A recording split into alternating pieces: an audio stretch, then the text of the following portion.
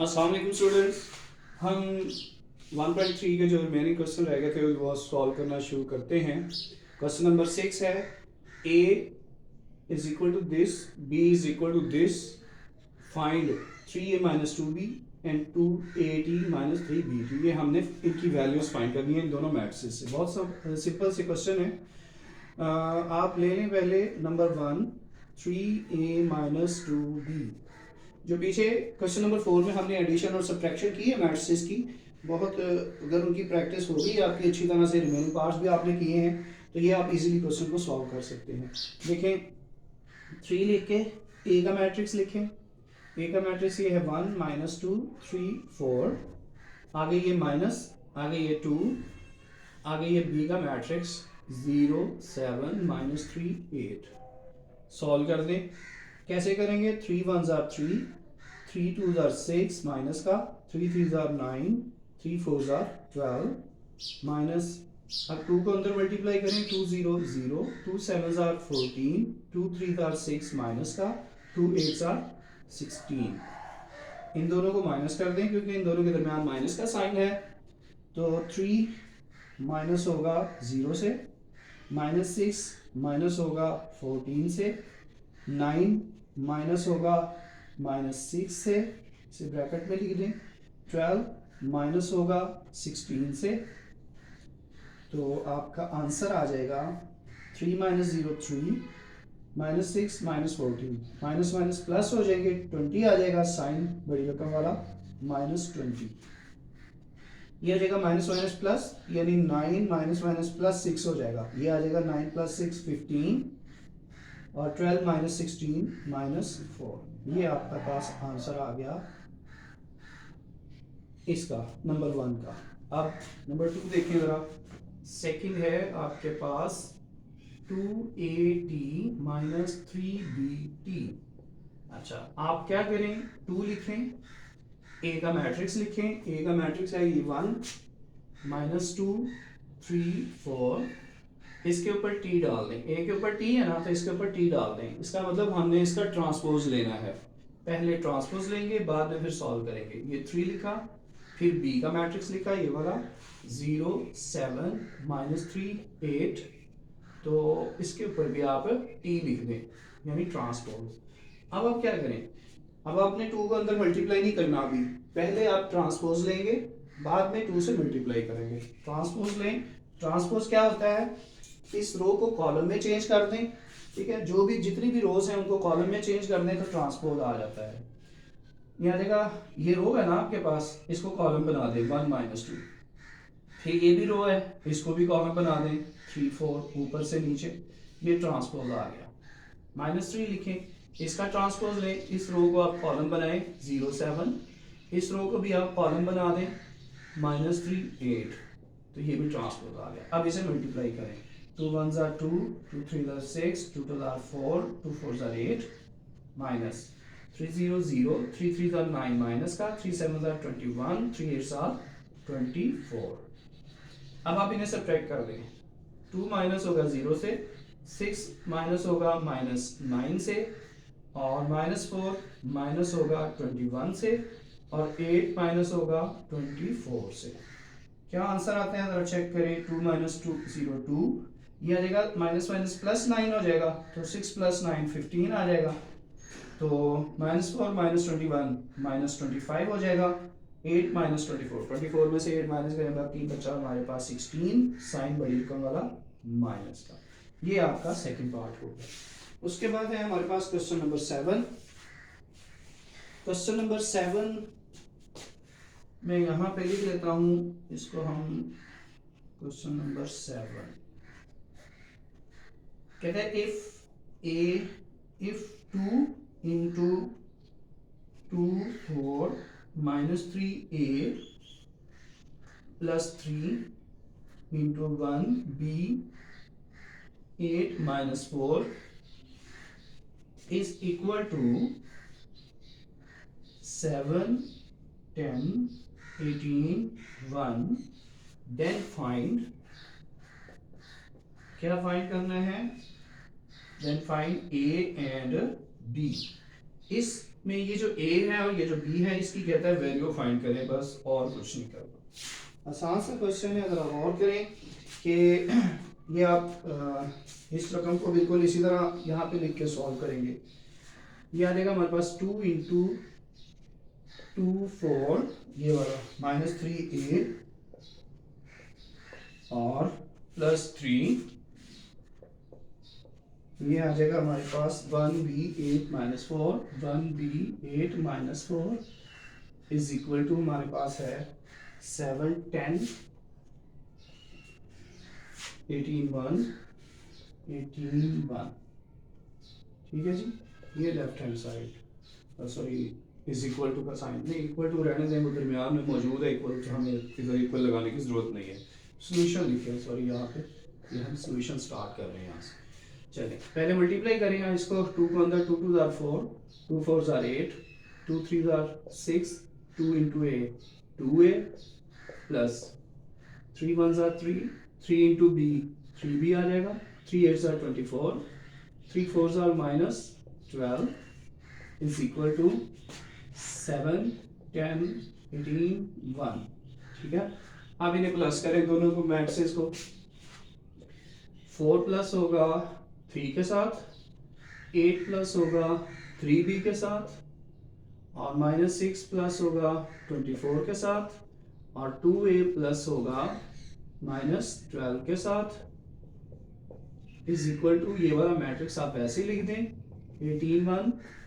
ठीक है जी, अब जरा गौर करें कि आपने a और b की वैल्यू फाइंड करनी है। एक स्टेप और कर लें, 4 - 3 7 8 + 3b वैसे ही आ जाएगा क्योंकि ये अनलाइक टर्म्स हैं, ये 8 और 3 11 नहीं हो सकता, ये b वाली रकम है, ये बगैर b वाली है इसलिए ये प्लस नहीं होंगी, तो हम इसको वैसे ही लिख देंगे 8 + 3b प्लस माइनस -24 में से 6 निकाला आपके पास आ जाएगा 18 और 2a प्लस -12। ठीक है, ये आ गया आपके पास।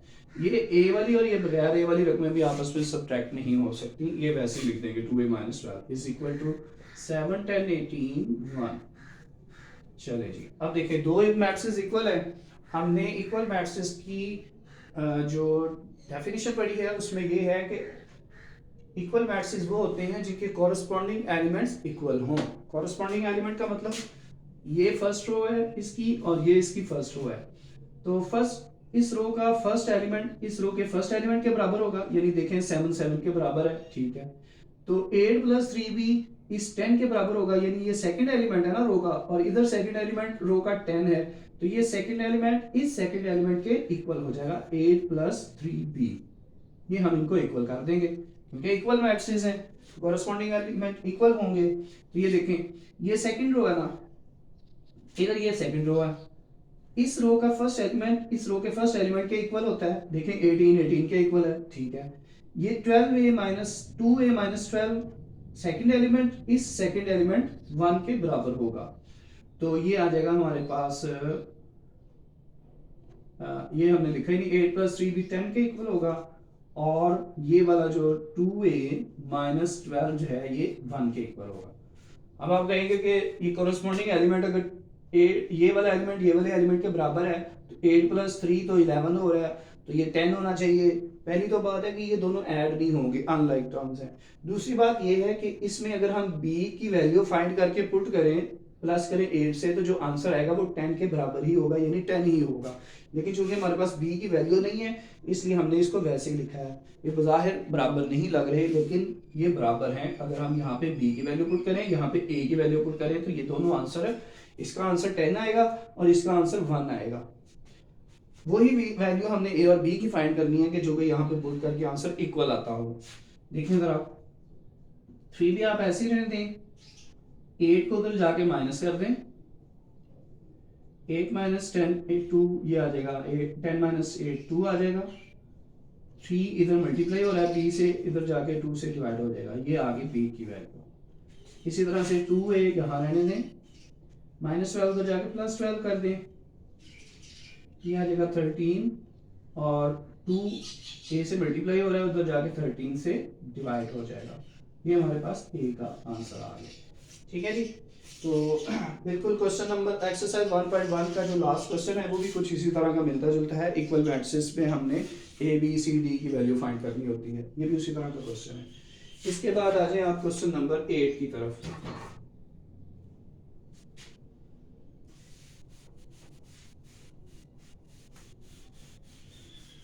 क्वेश्चन नंबर 8 में वो क्या कह रहा है? क्वेश्चन नंबर 8 है, कहते हैं if A is equal to 1 2 0 1 and b is equal to 1 1 2 0, then verify that, क्या वेरीफाई करने हैं? नंबर 1, a प्लस बी का ट्रांसपोज जो है वो बराबर है a transpose plus b transpose के। ठीक है जी, ये फर्स्ट पार्ट हो गया। चलिए जी, इसका हम सोल्यूशन करते हैं। लेफ्ट हैंड साइड ले लें, a प्लस बी का ट्रांसपोज, ये हमने प्रूव करना है। a लिखे मैट्रिक्स ये वाला 1 2 0 1, और प्लस डाल के ये b मैट्रिक्स लिखे 1 1 2 0। इसके ब्रैकेट है ना इन दोनों के प्लस के बाहर, तो ये हमने ब्रैकेट लगा दी, ऊपर इस पे हमने t लिख दिया, यानी ट्रांसपोज। 1 प्लस 1 2, डायरेक्ट प्लस कर रहा हूं मैं, इजी है। 2 प्लस 1 3 आ जाएगा, 0 प्लस 2 2 आ जाएगा, 1 प्लस 0 1 आ जाएगा, ऊपर इसके ये वाला t रहेगा। अब t का मतलब आप इसका ट्रांसपोज ले लें, ये रो है इसे कॉलम बना दें, ये रो है इसे कॉलम बना दें, ये आपके पास आंसर आ गया। अब आपने टी नहीं लिखना क्योंकि ट्रांसपोज ले लिया है, टी खत्म हो जाएगा। ये आपके पास लेफ्ट हैंड साइड का आंसर आ गया। इसी तरह से अब हम राइट हैंड साइड करते हैं।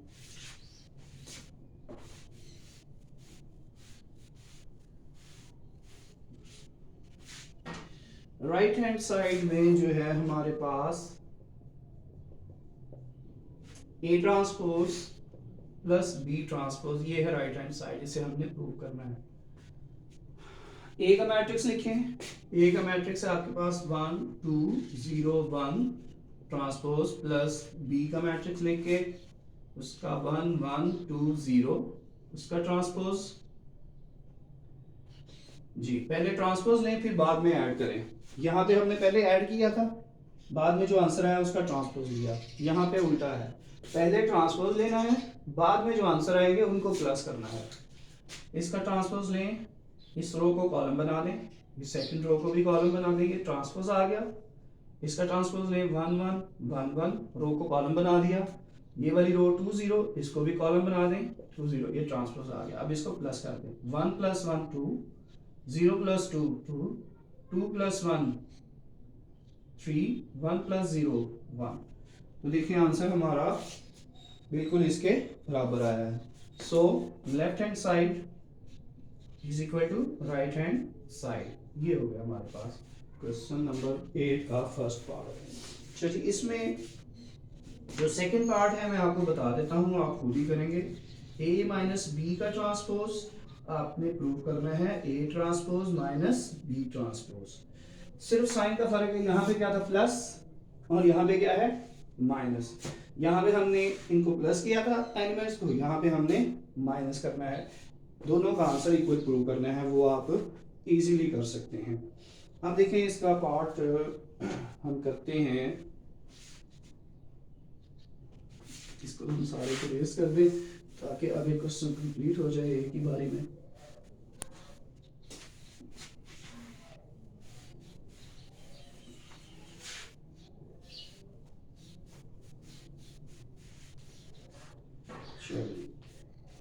थर्ड पार्ट इसका देखें, थर्ड नहीं फोर्थ करवाऊंगा। चले मैं यहाँ पे लिख देता हूँ पहले थर्ड पार्ट हमारे पास क्या है। कहते हैं a plus A transpose is symmetric, ये हमने प्रूव करना है।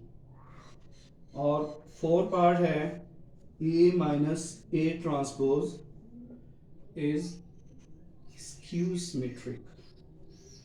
चलो पहले हम तीसरा कर लेते हैं, इसको हम बाद में लेते हैं, इससे डिफरेंट। जी देखिए ज़रा, हमने क्या करना है कि इसको सिमेट्रिक प्रूव करना है।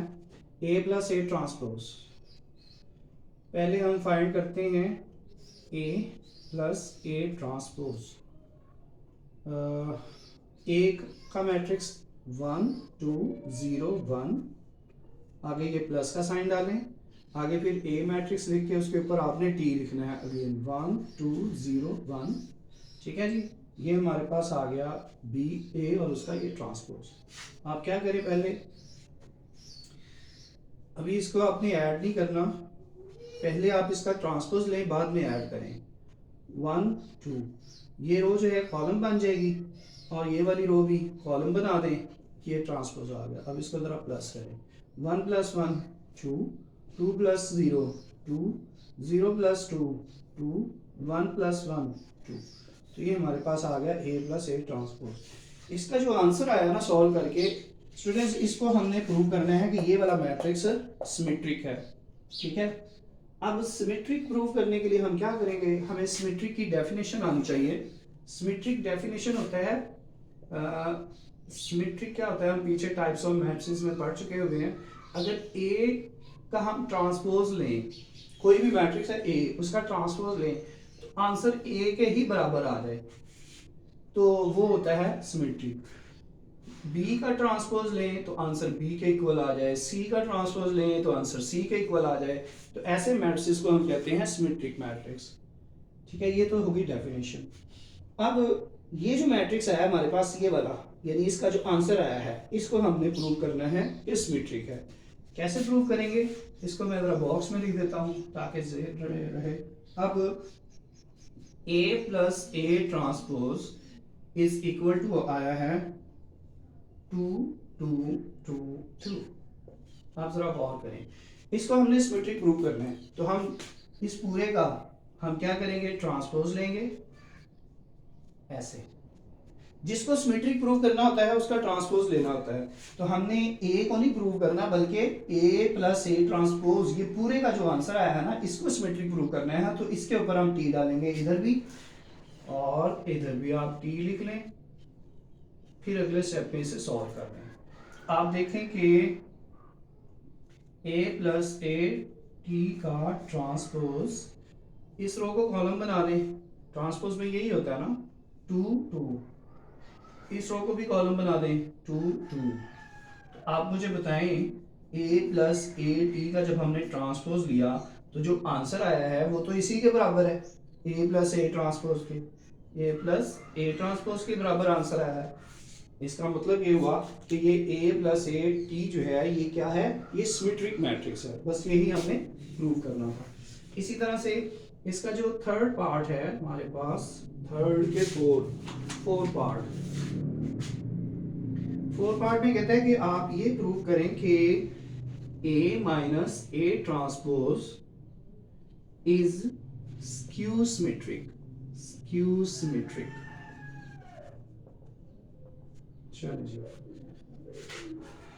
स्क्यू सिमेट्री की डेफिनेशन आपको आनी चाहिए। स्क्यू सिमेट्री की डेफिनेशन क्या होती है, स्क्यू सिमेट्री की डेफिनेशन होती है कि यहीं पे मैं लिख देता हूं स्क्यू सिमेट्रिक।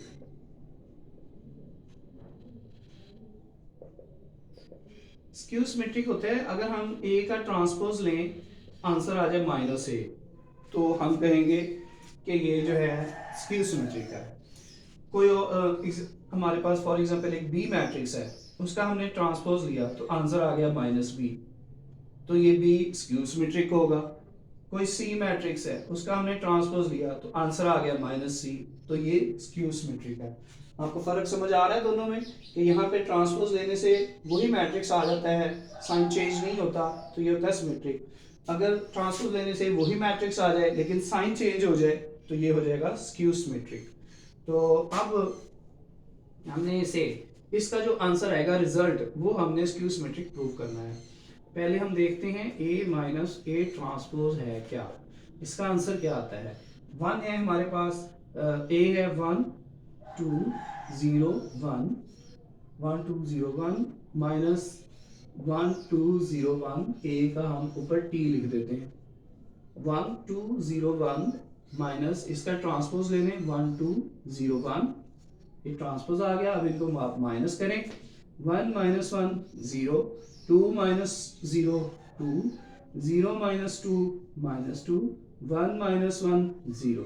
ये हमारे पास आंसर आ गया ए माइनस ए ट्रांसपोज का। ये जो आंसर आया है इसे हमने प्रूव करना है कि ये स्क्यू सिमेट्रिक है। तो क्या करेंगे, हम इसका ट्रांसपोज लेंगे फिर आंसर देखेंगे क्या आया है। चलो जी, a माइनस ए टी, इसे हमने स्क्यू सिमेट्रिक प्रूव करना है, इसका हम ट्रांसपोज ले लेते हैं। ये किसके बराबर है, 2 2 माइनस 2 0। सॉरी टी मैं यहाँ पे हटाता हूँ। देखें a माइनस ए ट्रांसपोज का आंसर ये आया ना। अब मैंने दोनों तरफ ट्रांसपोज ले लिया ये, तो a minus A transpose, a minus A T का ट्रांसपोज क्या आएगा, ये रो जो है इसे कॉलम बना दें 2 2, फिर ये वाली रो इसे कॉलम बना दें माइनस 2 0। तो अब जरा गौर करें कि इसका आंसर क्या आया है। देखें जरा, a माइनस ए टी का ट्रांसपोज लिया तो सेम यही नहीं आ गया answer. a minus A T का जो आंसर आया था ये 0 2 2 0 0 2 0 a माइनस ए ट्रांसपोज, हमने यहाँ पे गलत लिख दिया इसको, ये है answer. Sorry, a minus A T का आंसर तो ये आया था ना, हमने वो कौन सा लिख दिया 0 2 माइनस 2 0। ये हमारे पास ए टी का, इसका हम ट्रांसपोज लेंगे, ये आया ना आंसर इसका, a माइनस ए टी का आंसर ये आया। तो a माइनस ए टी का आंसर दोनों तरफ आपने ट्रांसपोज लिया। अब इसको रो को कॉलम बना दें 0 2, और ये वाली रो इसे कॉलम बना दें माइनस 2 0। अच्छा, अब जरा गौर करें कि a माइनस ए टी का जब हमने ट्रांसपोज लिया तो आंसर जो है सेम इसी के बराबर है। ये जो इसका आंसर आया था 0 2 2 0 0 2 2 0, लेकिन क्या है, साइन अपोजिट है, साइन का फर्क आ गया। ये प्लस 2 है, ये माइनस 2, ये माइनस 2 है, ये प्लस 2, यानी आंसर वही आया है ट्रांसपोज लेने से, लेकिन क्या हुआ, साइन चेंज हो गया, बिल्कुल इसकी तरह। ए का ट्रांसपोज लिया, आंसर ए ही आया लेकिन साइन चेंज हो गया। इसी तरह से यहाँ पे इसका हमने ट्रांसपोज लिया तो आंसर तो वही है लेकिन साइन चेंज है। तो इसका मतलब हम इसे लिख सकते हैं माइनस ए टी, यानी आंसर वही है a माइनस ए टी, लेकिन साइन चेंज है, इसलिए हमने यहाँ पे माइनस बाहर शो किया कि उसका आंसर चेंज है। तो ये hence a minus A T is skew symmetric. ठीक है जी, ये प्रूव हो गया। अब इसके जो लास्ट 2 पार्ट्स हैं, यही काम हमने करना है इस b के लिए। यानी पहले b को हमने इसके लिए मैं यहाँ पे लिखता हूँ, ये देखें जरा, बल्कि